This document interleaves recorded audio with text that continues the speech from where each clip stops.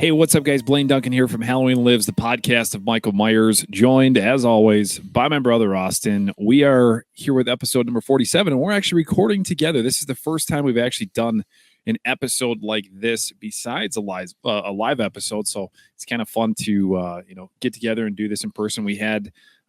I had some recording conflicts that required me to come over to Austin's place and record over here tonight, so looking forward to getting into it, and it should be fun. Yeah, it's very much like nice to just, last episode we had some technical difficulties, and we won't have them this time. Last episode was so much fun though. Oh my God. We joked about it so much that there was so much that went wrong with that episode, but so much that went right at the same time. You know what I mean? It was like, yeah. The most chaotic episode we've ever done, but also like the most fun. I don't think I've ever rewatched any of our episodes outside of maybe the draft. I've watched it once through, just make sure it was all good.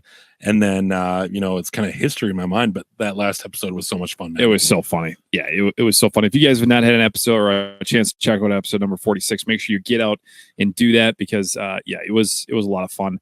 And on this episode, we're going to be doing something a little bit different. We've not done this before, but it was an idea that Austin had, and I had actually been thinking the exact same thing. And it was funny that it just kind of came to be that we were like, hey, we should do this. But we're going to be doing our hot takes of the Halloween franchise. Now, how do you want to explain it, what hot takes are? For those of you who don't know what hot takes are, they're basically like an opinion that might start an argument. Would that make sense? Yeah, I think like if you're in the sports world where Stephen A. Smith and what's that old angry man? Bert Cliff. Whatever, Bert. Yeah, whatever that guy's Smith name is. And Bert Cliff. Yeah, Bert Cliff coming to you live. Yeah, Bert Cliff. I know who you're talking about. Yeah, he's that old white crusty dude. Yeah. But yeah, no. We are going to be kind of giving some takes, some opinions. Now, I think usually we try to be like very inclusive in the Halloween community, where if you love a movie that we don't necessarily love, or if you hate a movie that we love, like we try our best outside of maybe Halloween Ends to be very, very clear, and like your opinion is just as good as ours. It's kind of what makes this whole community great. But today the gloves are off. And I think I do want to put like a little asterisk when we do this episode that everything that we're talking about is in good fun here. Okay. So don't burn the podcast down because we say something that is totally off the wall. I have I have three. Do you have three? I've got three, and then I actually have a backup one in case, because there was one that I thought maybe we both have. All right. So all right. I'm really excited to hear it because we haven't talked at all. I have no idea what yours are, what they're about. So yeah, we're gonna get right into it. Who should go first? You want, dude? We're live. We're here. Let's rock paper scissors this shit out. Okay. All right. Let's do this. Best of one unless we tie here. I'll try to. Okay. Yeah. I'm gonna put my mic right here. Okay. Here we go. It's happening right like this. Rock paper scissors. It's two brothers, man. Wait. On go. On shoot. All right. Rock, paper, scissors, shoot. Rock, paper, scissors, shoot. I usually. So does that mean I'm going first, or do you go first? You go first. Okay, I'll go first. Okay, all right. That's how we do it around Halloween Lives. We just do a little rock, paper, scissors, brotherly action. Rochambeau. Okay, this is Hot Takes, episode number 47, and we're gonna start this one off with a bang. Okay, we're just gonna piss some people off right here. Okay, I'm so ready. All right. This is the first one, and I'll have you know, and I think Austin did it similarly. I've got my hot take, and then I've got just a little something that I wrote up for it, just kind of explaining my reasoning behind it. But this is my first hot take. Jaime Lee Curtis made the David Gordon Green trilogy worse overall. Wow. People, you're right. People are going to be pissed right off the bat. Hate me. Yeah. So here's what I wrote. Here's my explanation. Though we are appreciative to have been graced with 3 additional movies that were added to the Halloween franchise in recent years, the overall storyline and acting abilities of Jaime Lee Curtis brought down the 3 films. David Gordon Green should have left Lorie Strode character to fade into the netherworld of the Halloween franchise, because bringing Lorie Strode back to the screen only created more confusion than provided answers. This is evident by disconnecting the brother-sister angle and somehow making Lorie the focus of Michael with no real meaning. Jaime Lee Curtis's delivery of many of her lines made for a multitude of cringeworthy moments on the screen and left me realizing how poor her acting skills have become. And just when I thought it couldn't get any worse than Christmas with the Cranks, my ears had to be oh my God. Okay. Just when I thought it couldn't be any worse than Christmas with the Cranks, my ears had to be subjected to Lorie Strode talking about showing the world, quote unquote, her tits, while double barrel blasting her middle fingers. Combine all of this with the fact that Jaime Lee Curtis has spoken poorly of horror fans over the last 2 decades. It proves that the series should have gone on to let Lorie Strode die as she did in Halloween Resurrection. Wow. Okay. I love that we came out guns blazing here. Yeah. Here's what I'll say. I started Hit me with it, Cliff. I was ready to argue with you at the beginning. I got the Cliff thing now. Yeah. Bert Cliff. Bert, yeah, whatever. I was ready to argue with you at the beginning, and then you made a pretty fair argument. I think so. I've got another hot take that touches on sort of the issue with the brother sister thing coming back, and then why is Lorie back if we're really if she's just like somehow caught in the crossfires of Michael again. I get it though. I mean, it was a huge draw for the film, but I actually like, dude, I think you might have something here. I'm not ready to say I entirely agree. But let's think about this for just a second though. Like, what if Jaime Lee Curtis hadn't have reprised her role as Lorie Strode? Would we have still gotten those 3 sequels? I think we would have, and debatably they would have been more original. That's kind of what my thought is. Like, I feel like, and don't get me wrong, right?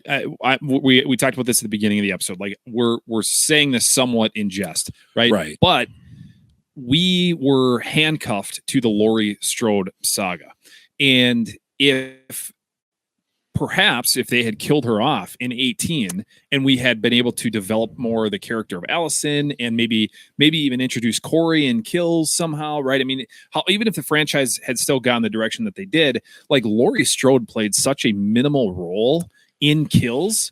And I think, I don't know, man. I think if they would have just either killed her off in 18 or if they had just gone on with some brand new original idea, it might have been a little bit better. And I'm not saying it was bad. I'm just saying it could have been better. Right. And you brought up a really good point. She is barely a character in Halloween Kills, which I'm not fond on Halloween Kills as it goes anyways. But I wouldn't say the lack of Lorie Strode is my problem with that movie at all. No. Kind of something that, again, just kind of realizing right now, like, yeah, it's almost like they had nothing that they could do with her other than like fully redeem her to kind of the cool grandma, if you want to call her that. Yeah. In Halloween Ends. Well, and we've beat up Halloween Ends, or I'm sorry, Halloween Kills a lot on this show, but I think about that scene in the hospital when she stabs herself in the ass with the needle. It was like, really, you literally were just filleted open on the operating table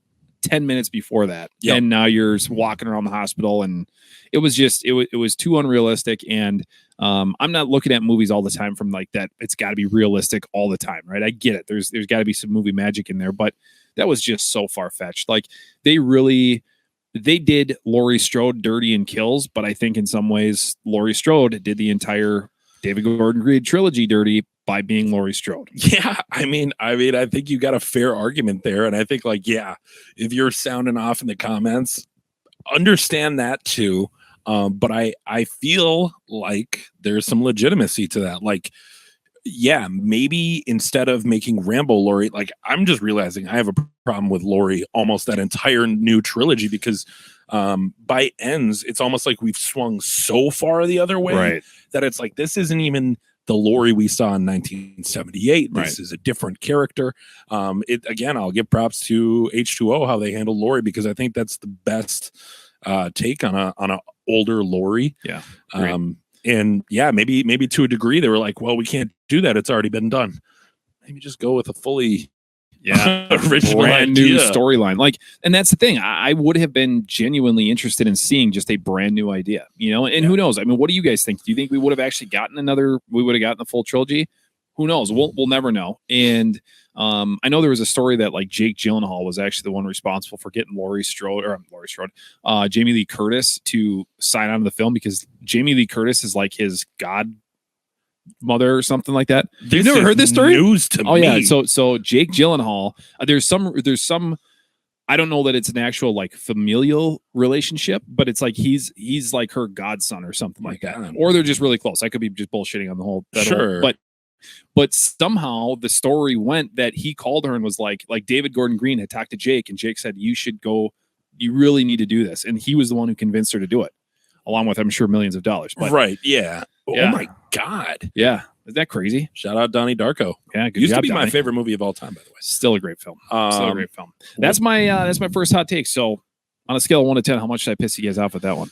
Yeah, maybe that would be a good rating for people in the comments or people in the live chat. Just like, yeah, there you go. Yeah, where are you at as far as infuriation? Yeah, and still love the trilogy. Don't get me wrong. Like I said, don't burn this show down because of this episode. Maybe we should have this should have been our final episode ever. Where we could just be like, we were fucking lying the whole time. If you like Halloween Kills, you suck. Yeah, absolutely. Yeah, just complete. Maybe that will be our last episode. Is just like, how can we just piss off? I mean, this is getting close. The most amount of people. Mine, dude, we're gonna need a disclaimer that we are actually fans of the character of Lorie Strode, because my number one hot take is Lorie Strode isn't an interesting character in Halloween 1978. In 78? Yeah, bro. Okay. All right. Picture this. You're in a vacuum where 1978 is the only Halloween. I don't find Lorie's character all that interesting. Despite my gripes with the new trilogy, at least they gave Lorie faults. In 1978, she is basically just a smart, good, nice person. While yes, how horrible. While yes, that's who we want to win in a good versus evil battle, she has no character, or she has no quirks or defining characteristics other than just being generally smart. She smokes weed, I guess. Yeah, she attempted to. Yeah. But okay. I think as far as like Final Girls and everything, like I get she set the pace for that. Right. But like, Annie is so much more of a likable character to me. Linda's great too. Yeah. It's sad because she is like the Scream Queen, and like obviously has since that movie, like it's even been further written in stone. But like, put Halloween 1978 in a vacuum. Tell me what you really, really like about Lorie Strode. You're not wrong. I mean, she is the character herself is very bland. Like, she's just a very vanilla character. There's no sort of arc for her. She didn't believe in the boogeyman. Maybe she was a little superstitious, and then it turned out to be true. That's cool, but there's no emotional. Like, she has almost as much character development as Michael Myers, and that's a character who has no lines in the entire film. Well, and then take that one step further. Think of what they do or what they really don't do for her in part 2. Totally, like it's the exact same thing. She has, I guess the love interest of Ben Tramer is a thing, but it's like 2 lines in both movies. Right. There's the nurse. What's the Jimmy in part 2? Is that what you're talking about? Yeah. There's the Jimmy thing, but even then she's like dazed and confused. Yeah. She's happy to get her juice or whatever. Yeah. You're right, because, and I mean, just thinking about like 78, she's a very like I said, a vanilla character. And you think about the trio when they're walking home from school. Oh, and like Annie is like that, like she's like that kind of spicy, like, you know, she's just got a mouth on her, and Linda's like the kind of overbearing, you know, friend who just won't shut up. Yeah. But and there's like that sort of comedic relief, I guess, between those two. Not really comedic relief, but I mean there is some of that going on. And then Lorie's like this wet blanket. Dude. Yeah. I mean, like almost you gotta go like, what are these two girls? Right, why are you friends with this chick? Yeah, she seems like a downer, man. Oh, man. But you know, obviously you've cemented in horror history for what she did in that role, and like further on down the line. But like, is she a character that I see myself in at all? Like, no, I wasn't smart. I wasn't like the goody two shoes. What? Right. Where am I supposed to relate? Who am I supposed to relate to in 1978? Other than, again, I'm going to go with Annie. She's my favorite character. Yeah. That's not Michael Myers. In that well, and you know, the thing is, and this is getting a little bit off topic, but we have talked about this on the podcast, like fan theories about how Annie was really the you know, really the target of Michael. Like Michael, when you think about it, like if you watch that film from the perspective that Annie was his true target, and Lorie just happened to sort of get in the way or kind of interfere herself because she came over to check on what was going on. It kind of makes a little bit of sense. And I mean, from a character development standpoint, it is sort of like Annie's character is way more exciting than Lorie's, as is Linda's, you know? And to the people who might be saying like, well, Lorie shows she's like a strong, like mother figure to these two children. Annie, I'm going to go on a limb. Annie probably would have done the same thing. You know, if it was her in the house when, you know, discovering Michael Myers and everything. Right. You know, clearly she was a babysitter too. Right. You know, not a very good one. Right. Not a very good one. But like, you know, I just, I don't see much of an argument to be like, oh no, Lorie is really interesting in these scenes specifically. Like I don't know, man. Yeah. It's kind of a downer for me watching Halloween because I'm like, I'd rather almost spend more time with Annie or Dr. Loomis or whoever. This is a shit on Lorie Strode episode. Yeah. Sorry guys, I can tell you it's not going to get much better with my number two. It's not going to get much better with my number two. Let's hear it. Okay, yeah, that was interesting. That was Sorry, Halloween fans. It's right up here. It's my favorite movie of all time. Yes, it is. Nothing has changed. We haven't started doing drugs or, you know, become big Friday the 13th. I mean, we are big Friday the 13th fans, but not in this way. All right, so here's my second hot take. This one's gonna there's gonna be some fighting words that go on between us for this one because this one I think is gonna offend you. Oh no, this is an H2O one, isn't it? Yep. Halloween H2O is the most overrated film of the Halloween franchise. Wow. Let's be honest. By 1998, Halloween fans had been treated to some excellent Halloween sequels, including Halloween 2 and Halloween 4, The Return of Michael Myers. But many fans yearned for the retelling of the classic brother versus sister story that we hadn't seen on screen in over 15 years. What could have and should have return to the heart of the Halloween story with the final showdown of Michael versus Lorie took a strange turn by removing the franchise's final girl and our favorite babysitter murderer away from Haddonfield for the first time in the series, excluding Halloween 3. Fans were left with the storyline plot holes, such as where had Michael been since Halloween 1978 when he supposedly burned alive in the fire? Does Jamie Lloyd, Lorie's daughter, no longer exist? And what happened to the cult of Thorn? Combine this with the unforgivable inconsistencies in the Michael Myers mask throughout the film. Halloween H2O is no doubt the most overrated film of the franchise and does not deserve nearly the amount of love it gets by its fans. Jesus Moses. Some freaking haymakers coming out on this one. This is a road I can't follow you on. Okay. All right. Let's hear it.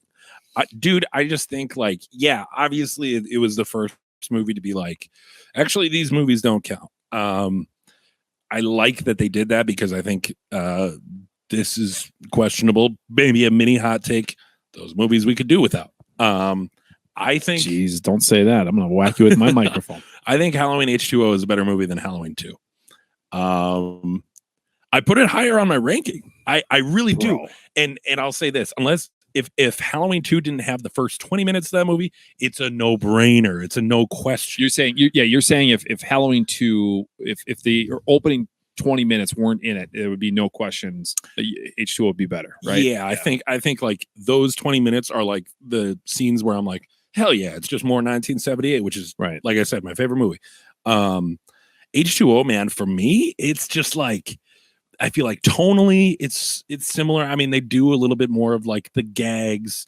There's a little bit more comedy. That's kind of a fault of its time after Scream. Right. That was the era of horror at that point. Right.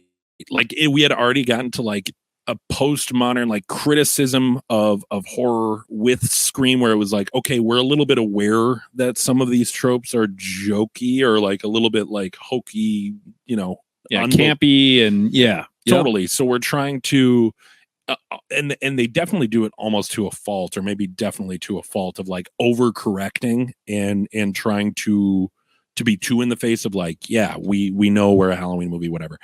I think here's what I'll say. Say it. Oh, it doesn't feel good. Friend of the show. Yeah, I know. Yeah, I know. I'll just come out and say it. Christopher Durand, awesome guy. Great. Loved him on the show. Yes. Think he's a great actor in that film. Mm-hmm. Really wish he would have brushed up. And he even said that at age 45 was like, I wish now going back, I knew what this movie would have been. So I would have spent more time brushing up on Nick Castle and Dick Warlock and George P. Wilbur. Because admittedly, he didn't know anything about Michael Myers, the movies or anything. I mean, he just walked like Chris walks and moved how Chris moves, not like how Michael moves. Right, exactly. And I think that's my biggest problem with the film is Michael doesn't really feel like Michael. He's scary. Like I said, he does a good job of being like a good slasher villain. It doesn't feel like Michael to me. And that's probably my biggest thing. But also, I think if Chris Durand doesn't play Michael the way he did in that movie, we don't get that final scene where he's stretching out his arm in that same way. Yeah. And that's a great point. I mean, we're not shitting on Chris at all because he's a cool dude. No. And he did overall, he did a good job in that film. But you're right. That final scene when Michael gets whacked, like the story that Chris sold through Michael's eyes in that shot was unbelievable. And I don't think just anybody could do that. So that's where it is credit to Chris. Yeah. I mean, like very, very few other actors gave that performance with just their eyes. I mean, Tyler Mane did a great job of like humanizing Michael Myers, but a lot of it was done with a mask completely off. Right. Or half torn so you could like see expressions or whatever. Right. Chris Durand did a great job, and the masks, the way I describe it, and I think Chris kind of talked about it too, is like, yeah, we get kind of a weird looking mask where we can see a lot of his eyes. That last scene doesn't work without that mask. Right. But yeah, man, I don't know if I could call it overrated. I think it's rated. I think it's where it should be. It's funny because, and I'm trying to remember specifically, but going back to our re-ranking that we just did, a month or so ago, I think H2O fell for me, and I think it rose for you, didn't it? Yeah. I ended up putting it in my like top 3 or 4. Yeah. And it fell for me, and I don't remember, but I think it fell to like 8 or 9 for me, if I remember right, something like that, maybe even 10. I don't remember. It's a film that I've talked about it on the show before. It was the first Halloween film that I ever saw. So for that reason alone, it will always hold a special place in my heart. But I find myself being very distracted watching that movie. I find myself being very I'm not into it the way I am with other, like, I don't look away when I watch 78. Don't look away when I watch 4. I don't look away. In some ways, I'm kind of the same way with like 18 and probably ends now. Maybe even 6 a little bit. I mean, I really like 6, right? And H2O just is not in that for me. And I think there are a lot of fans that hold it in really high regard. And though I love it for a Halloween film, I just don't necessarily see it's, especially over the years, it's lost. It's lost its hold on me. Maria, if you're watching, come get this man. Come fight him. I need some soldiers on my side. Yeah.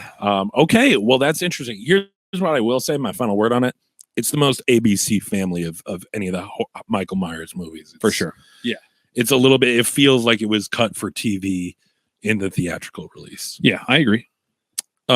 This one, I don't think we're going to fight too much about, but I still think people are going to get pissed off. Tommy Doyle and Lindsay Wallace aren't interesting characters ever. They're just, I've never seen a version of them. Even Paul Rudd, as much as that hurts me, dude, as much as it hurts me. Like, I'm like, okay, whatever. Now, this isn't my strongest point. Pretty much insulting me right now because I said if I could relate to one character, it'd be Tommy Doyle. So yeah, and Paul Rudd, so you're basically telling me, you're basically saying you're a boring piece of shit is what you're telling me right now. I did not call him a boring piece of shit. I did say he's not interesting ever. After the events of Halloween 1978, I don't need him. Them being traumatized by what happened that night is their only interesting thing about their characters. Maybe and probably they have just never been portrayed interestingly enough to warrant their return in any of these films. But I don't get why these two characters are ones we need to revisit so often. Okay. All right. I will say this. It probably wouldn't have come out that strong if Halloween Kills didn't exist. Yeah. Yeah, because Halloween Kills, and we've talked about this, Halloween Kills did so many characters dirty, including the Tommy and Lindsay characters. I mean, they just like, and Ends, quite honestly, did Lindsay dirty. Like, just she was a not freaking, including her. Yeah, she was like what the fuck was she? Like She's a psychic fortune teller. Fortune teller. Yeah, whatever the hell. Tarot reading. Yeah. So here's what I'll say is, outside of, I mean, obviously you got, 78 was, they were kids, right? They were like 9 years old, 10 years old, whatever the hell. I understand why they're in that movie. Yeah. Looking at just like under the microscope of the David Gordon Green trilogy, I agree with you. Like totally. They did not do those characters justice at all. There could have been more character development. They could have been brought in. Well, I'm trying to remember, was Lindsay in 2018? She was not. No. So they could have been both brought in on 2018. Even if it was just like, I mean, I've said this before too. Like, I think even if they would have just done some more callbacks in 2018, as far as like some nods to the original, like if Lorie had gone to the cemetery and had found the grave of Annie, or had found the grave of Linda, or whatever, or she had bumped into Lindsay at the grocery store, or I mean, anything like that, just to start to draw some of those parallels into what we were going to get later on down the road. I feel like that would have been so much better for that, that trilogy. I disagree 100% on the Paul Rudd thing. I think because I just, even though like Paul Rudd's like legitimately probably my favorite actor. Like I love Paul Rudd. He's just a freaking awesome dude. But I don't, and it was, that was his first movie, right? His first real movie. His acting was not great. There was a reason why he really never did any other horror movies after that, because it was not his best performance. But I like that. I like what they did with his character, that he almost became like this obsessive, almost doing his own research on the case and the backstory of Thorne and who Michael Myers was. And he's literally living across the street from the Myers house. And I like that. Like, I thought they did a good job of developing his character in that.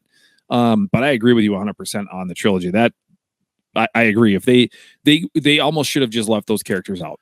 Yeah, and I'll say this, like, I would say I have no like huge issues with Paul Rudd in that movie. It's more so just like an issue of like, it was almost a given when Halloween Kills came out that they were bringing back more people. It was like, well, we got to get Tommy and Lindsay in there, and like, why, they probably, like, Lorie should have moved out. My biggest problem with Tommy too, outside of all his horrible line delivery, Anthony Michael Hall is a good actor outside of those films. Is that Michael Anthony Hall? Something about those three words. He's like me. He's got three first names for his names. Yeah. But he, my problem is, if you're going to bring Tommy back, why give him the exact same characterization you gave Lorie in the previous film, where it's like, how did he grow from the events of 1978? Right. He's an old, angry, pissed off man who's ready to hunt down Michael Myers. Right. We got that. We already did that. I didn't like it in H18, and now it's even worse that it's this like stereotypical like Bruce Willis looking dude who's I don't know. It felt like I was watching like a bad action movie at times with him. I maybe that's less of a hot take when I break it all down, but I think it is a good hot take because it's your opinion on it, and it's probably not it's not an opinion that is well it's not going to be well received by a large group of people, but I think it's true. They did those characters dirty. And it's just, it is what it is. What's unfortunate is that, like, I think if they were to ever revisit the franchise again, right now, hopefully they do, I think it would be really interesting to connect the dots between like hit us with a Tommy Lindsay story from like 1991. Sure. Like that's what I want to see. I want to see like them in like their early 20s. You know what I mean? And they're fighting the boogeyman. That's what I want to see. Like the boogeyman is back in Haddonfield and connecting those dots. I don't want to see a 40-year gap between 78 and what we got in kills. So technically what would have been 2018, the night of Halloween 2018. Right. Isn't Lindsay technically in Halloween 4? Isn't there some blonde character in the back that people have tried to say that's Lindsay Wallace? So it's like there's a Lindsay character, but she's I don't think it's supposed to be. I don't know. I think there's some people who say that, but I don't think of her as that. I think of it as just probably somebody shouldn't have used that name for a character. You know what I mean? It would have been like somebody being named Lorie in part 4. Why would you name that person like such a prominent character in the 78 film? Screws me up enough that her name is Jamie. Right. I know. Yeah. Because I get just so confused. Oh yeah. No. Well, okay. That was my kind of boiling or warm take on for my second one. Well, all right. Well, I have one left. And this one is probably, I came out really hot. Cool deal. And then I cooled off maybe slightly with H2O. And this is probably my one that is there's gonna be a lot of people that are like, what the f is he talking about? But it's probably like my least hard hitting. So Rob Zombie's Halloween 2 is a better film than his own Halloween remake. Wow. While the 2007 remake is loved by many fans of the franchise, the film takes a gigantic swing and miss to capture the essence of the original 1978 classic. From poor acting, including Sherry Moon Zombie being based on Deborah Myers, to questionable dialogue throughout the film by many of the main characters, the movie seems lackluster on many levels, which leaves me watching the movie and the clock as it counts down until it's finally over, knowing that I can crawl peacefully into my bed, knowing I don't need to watch it again for another year. Halloween 2 is a fresh take, and now I'm talking Rob Zombie's. So Rob Zombie's Halloween 2 is a fresh take and a more original idea, bringing the story of Michael Myers to a whole new level in the world of the Rob Zombie horror flicks. Rob Zombie took risks in Halloween 2, but failed to do the same in 2007 remake, and the end results show a predictable snooze fest that is forgettable all the way through to the overly dramatic and overly long final chase scene. Halloween 2, though mocked and criticized by most Halloween fans, shines a new light on the Michael Myers story while offering us some of the most iconic kills of the entire franchise. I think you bring up a lot of good, this is kind of like an H2 thing, H2O thing for you. Like, I'm not ready to go down the route that like, yeah, H2 is actually really good. No, I can't do that with you. I'll say this, and I've said it before. Like, if you watch the movie on mute, awesome. Outside of like some weird, you're saying H2. If you watch H2 on mute, yeah. If you watch Halloween 2 by Rob Zombie on mute, awesome. Just cool imagery. Rob Zombie as a director of a lens, right? Very good. Yep. And I don't think anybody can really debate that, because like Lords of Salem is the same sort of way. Like cinematically, it's just incredible. It's beautiful. And I think Halloween 2 is the same sort of way.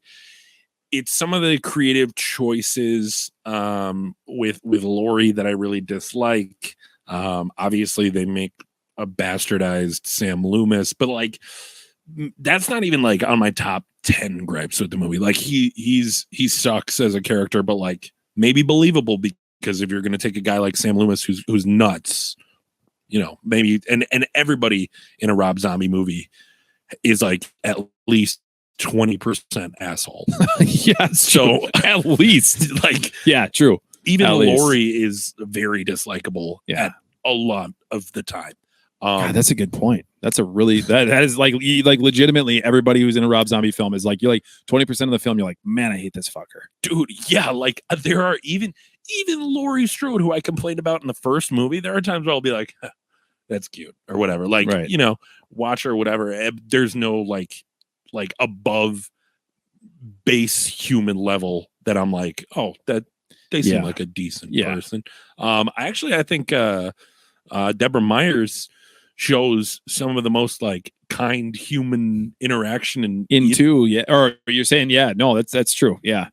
But yeah, as far as Halloween 2, I'll give him this, and I'll say this because I'm and you and I are the same with Halloween Ends, where it's like, at least it's different. Mm-hmm. At least it's not the same movie we get 100 times over. Like, as much as I am begging for a new film, I am one of those people that is a hypocrite because I almost want the same film we've seen, right, just to be shared with a new audience and modernized.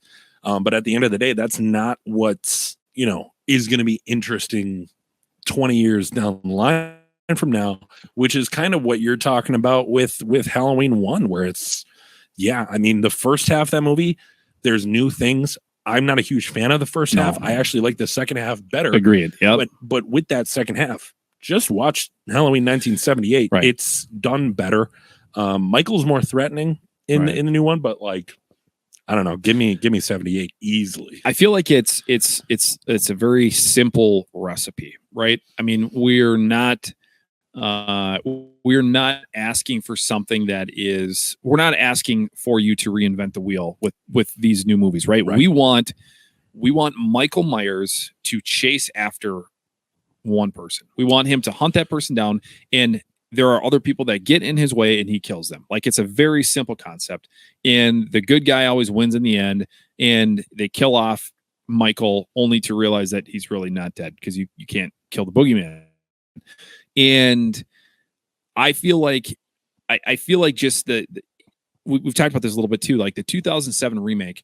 Yeah, I don't like the first 35 minutes of that movie. Like, I don't, right? If they had, I would have almost rather they just did a separate film that was all about that. Like, if they had done this Dag Farch, movie pre-wrap Dag Farch. Right. If they had done this young Michael movie, and it had like basically ended when Michael escaped or something, right? Yep. Like whatever, it doesn't matter. But at some point it ends.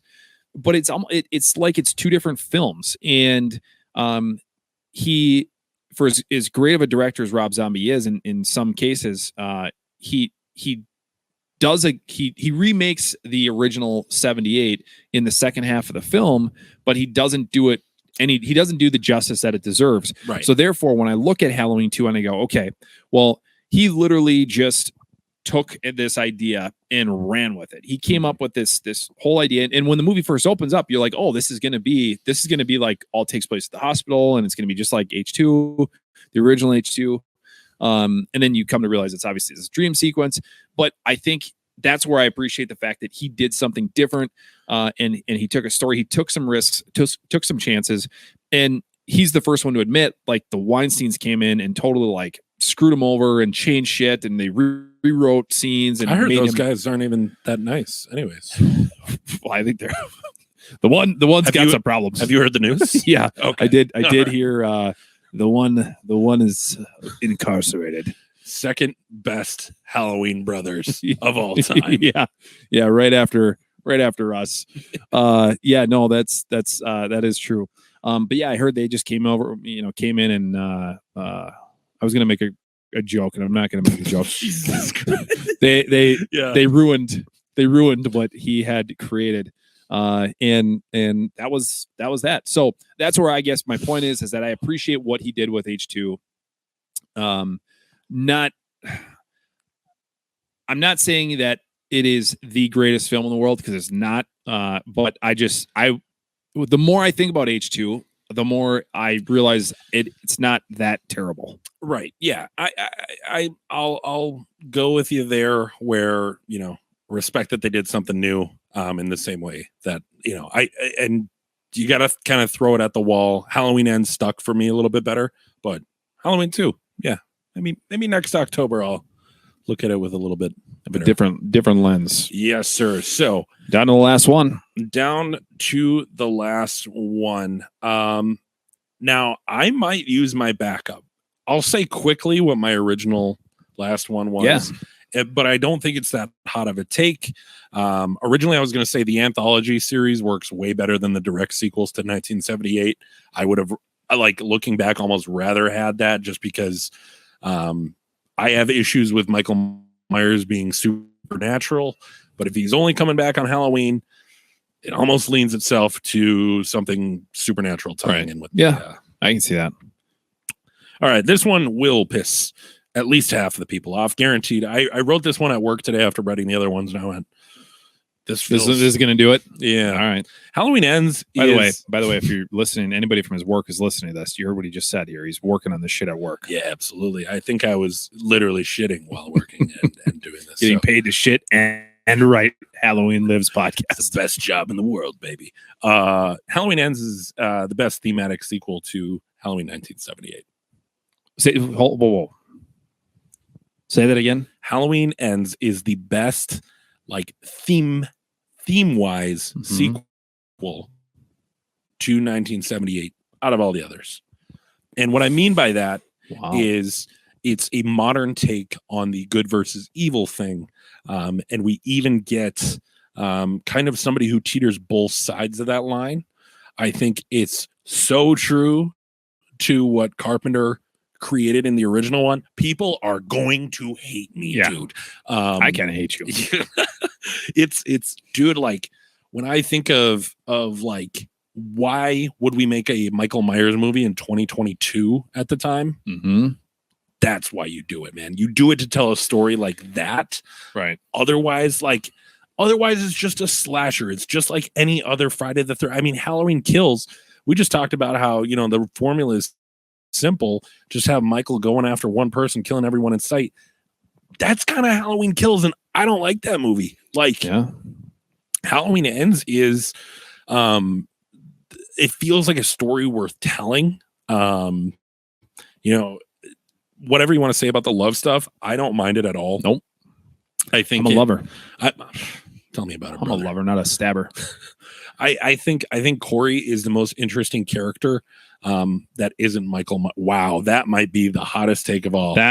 Corey Cunningham is the most interesting character in all of Halloween, outside of maybe Sam Loomis, but only 1978 Sam Loomis, because I think he gets more and more comedic or like a caricature of himself as time goes on.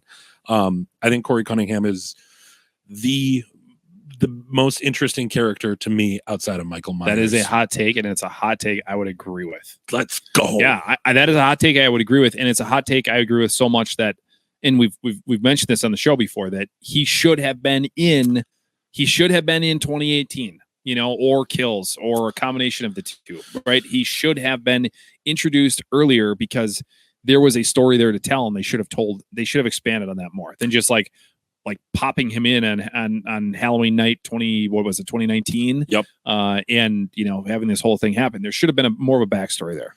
I am actually writing a full kind of how I would have written the new trilogy video. That'll show up as like a episode down the line that's not, or a video down the line that's not an episode.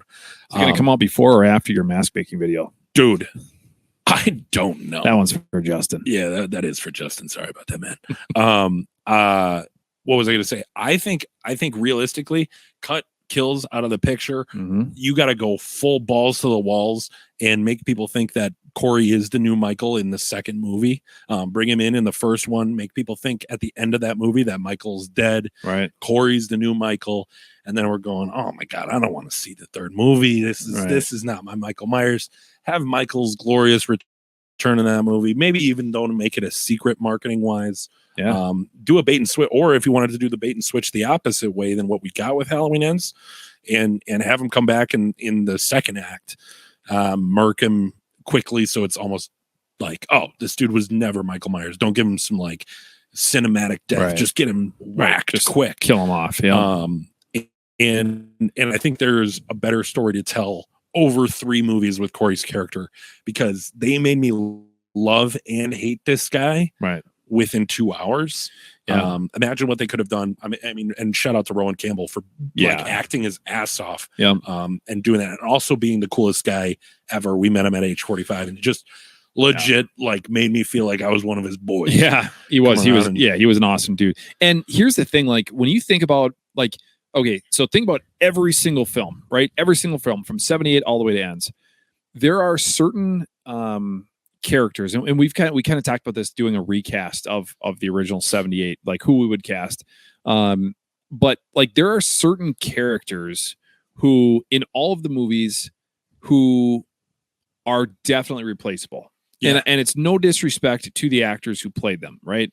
PJ Souls, loved her. She's my favorite death scene of any movie. I love her character.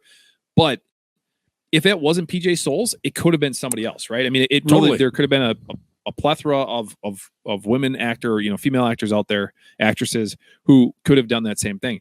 But when I think about certain characters, right, Donald Pleasance, his character, he is Dr. Loomis, right? Right, perfect casting. Rowan Campbell is Corey Cunningham. Yeah, no question. You know, the scene where he looks at himself in the shower. Now, I choose to not believe that's like him recognizing there's some mystical power over him, but more so just like, this is who I'm becoming moment. Yeah. I think he's just some of the best acting, like legit talk about like almost like your own Dr. Loomis moment. Like you saw what he saw in 6-year-old Michael, where it's like, those are some lifeless eyes. I don't know if they edited his eyes to look like black holes in that scene, but dude, it was like, holy shit. Like that is a full transformation in that scene. Yep. I think it's one of the best characters, if not the best character outside of Michael Myers in the series, and potentially the most true to John Carpenter's original idea since 1978. And yes, I am ready to hurt in the comments. Leave him out. Yeah, let us know. If you gotta rip personal shots, it's what you gotta do, man. I won't give it back, but I will probably sit and think about it on my next toilet. Right, sure. Right. When he's getting paid to respond to people, when Austin responds back on YouTube, he's sitting on the shitter at work. That's absolutely like, let's check out YouTube Studio. What's going on? This is my 4th time on the pod today. I should probably respond back to some people. Yeah, dude. Those are some hot takes. Those are some definite hot takes.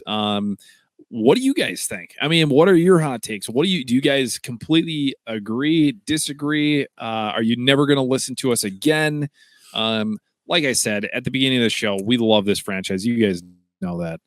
We don't have to explain that. We've said it enough on this show, but there are obviously talking points, and this was one of those things that we just we said there's some talking points here, right? And there's some things that we can say that might get some attention to the podcast for going, hey, these guys, maybe there's not all love for everything, and it's true. There's not. We're critical of the franchise, but we love it. There's no question we love it. Totally. And I think to a degree, like we're 47 episodes in now. Holy shit. Yeah, that's crazy. And like, I think we're big champions of all the movies. But at a certain point, you got to kind of stand your ground and be like, okay, I'm this type of Halloween fan. Right. And like, as much as it's toxic on the comments, we saw people debating Halloween Ends and shit at age 45, and everybody was like, yeah, I get what you're saying. It's just not for me. Like at the end, like once people are really face to face with like people that have different opinions, they're like, hey man, at least it's a good franchise. And like, I think that's where we hang our hats a lot of the time. So it is kind of fun to just be like, no, this is legit what I think about this series. And it's my favorite series. Yeah. And we're very critical of it still.